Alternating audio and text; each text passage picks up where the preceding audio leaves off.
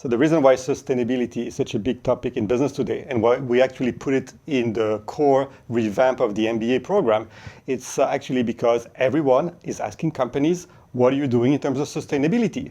It's not just the media or the activists, but some clients, some investors, and more importantly, the employees. And the second reason why they're doing this is actually because trust in business is now higher than trust in governments. I mean, you would expect governments to be tackling with these big issues, but more and more, and especially in Western liberal democracies, people trust businesses to do the right thing more than governments. The gap between how many people trust business and government has never been higher. Today, actually, people believe that businesses is not just more competent, that's something that we've always heard, but it's also more ethical than governments. So that's the second reason people expect the business will provide the answer. And in a way, it makes sense because business was part of the reason we have a sustainability crisis today. And I would say the third reason why sustainability is such a big deal today for business is because it's so hard. In the domain I know, which is food, one thing we know for sure is that it's just impossible to just pass the sustainability cost to consumers. It just doesn't work, especially after so many years of double-digit inflation. People are not going to pay more for products that are more sustainable. On average, obviously, it depends on the brand and the consumers. So we have to think really hard and to do it the smart way. We can introduce sustainable actions when we innovate, for example, but we have to do it carefully and we have to give it a lot of thought because it's not easy. So the number one issue is obesity. And I always like to ask people, which country, which part of the world do you think has the highest obesity rate? And no one gets it right, because the answer is actually the Pacific Islands.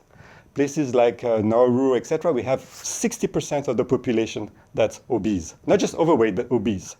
The second region in the world is actually the Gulf, from Kuwait to Saudi, where you have also in some places more than half the population that's either diabetic or pre-diabetic.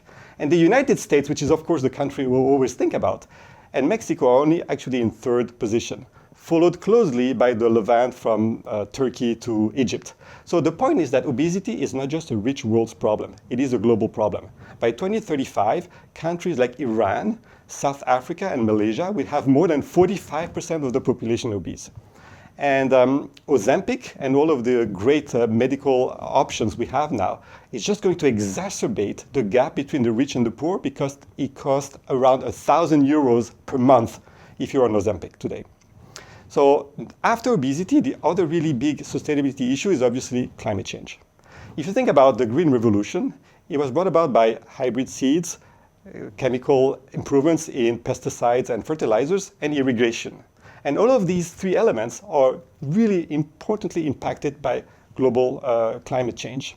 So we're going to have to find solutions when the water is not distributed the way it used to be, and when you're trying to find alternatives to chemical pesticides and fertilizers. And then number three, not maybe as important, but I think a great lever for companies is animal welfare. I think it's more important because it's an ethical issue. It's not just a cost-benefit analysis. Plus, now that we all live in cities, we are not used to being with animals, and we treat animals much more differently than our grandparents, who were all farmers, used to. And I actually think that animal welfare is one of the great levers through which we can effect change, because it leads people to eat more plant-based diet, which, as we know, is the key to have both better health and also a better planet. So I think marketing has a great role to play. Number one, because marketers want to be part of a solution after having been part of the problem, to be honest, in my domain, which is food. And this is something that really struck me when I was actually giving a research talk at the Harvard School of Public Health. And I had this conversation with one of my idols, someone who is an amazing public health researcher, a medical doctor. He told me two things. He said, number one, the CEOs of all these big multinational food companies should be in jail. And then he said he did not, for the life of him, understand why people were drinking sodas, because he said they're all empty calories. And this is where I realized that we marketers have a role to play, because we understand consumers, we understand why people want to drink sodas, because of taste and identity and fun. We also understand companies. And what we understand is that you cannot have a solution to the sustainability difficulties and crisis if you cannot get a triple win. That's a win not just for sustainability, but a win for consumers and a win for companies. Because if there is no win for consumers and no win for companies, no solution is going to be sustainable in the long run, which is what we need to tackle these really long-term systematic issues around sustainability. The secret to nudging people to eat better is to actually never talk about health or nutrition, but talk about things that really matter for people. And with food, it's taste. So in the research that we've done at INSEAD, we found that if you actually focus on taste, you make taste really central, not value for money or satiation. If you describe the food in a sensory way, talking about the different pleasures, the aromas, the textures, etc., we got people to choose in an all-you-can-eat buffet smaller portions in restaurants by 17% on average. Yet at the end of the meal, they thought the meal was worth 20% more. And they were willing to pay 20% more for a smaller meal. How's that miracle?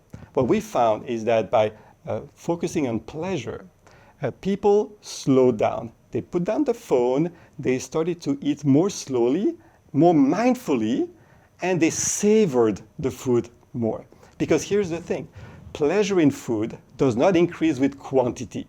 That's satiation, that's having a full belly. That's not the same thing. Pleasure in the mouth, the real pleasure, actually increases with savoring, with quality. And so the research we've done at INSEAD shows that if you just focus on savoring and pleasure, you can make pleasure the ally of a healthier eating and get people to spend more money for more reasonable food portions. The typical tool for governments to promote healthier and more sustainable diets is labeling. And I'm all in favor of labeling. I've actually tested Nutri-Score label in 60 supermarkets. It's a study we ran with a bunch of colleagues at the request of the French government, which led to the adoption of Nutri-Score. It's a simplified front-of-package graphical nutrition label used now in France and 7 other European countries. And I'm actually now studying its effects in fast food restaurants and finding that people want it, they like it. But does it work? Unfortunately, not so much. It's the best system out there, but what we found is that the effects of these labels in real life are much, much more smaller than we expect them to be. Why? Because at the end of the day, when people choose what food to eat, what matters to them is, number one, pleasure, number two, pleasure, number three, pleasure, and then it's cost and convenience, and health and nutrition are not really high in the list. So what can governments do? I think what governments can do is they can help the entire industry self-regulate better. Companies actually love regulations because they level the playing field. And it can work. We've seen this. We're here in France at INSEAD, and we are very, in France, very careful about our bread, right? So our baguettes. What people haven't realized is that the amount of salt in the baguettes that we eat every day has gone down by 20% in 8 years. How? Because the industry has agreed to gradually reduce the amount of salt. And everybody is doing it. And they knew it was coming, so they found new ways to actually create these baguettes that were, if today you were to test one versus one from 10 years ago, you would clearly tell the difference.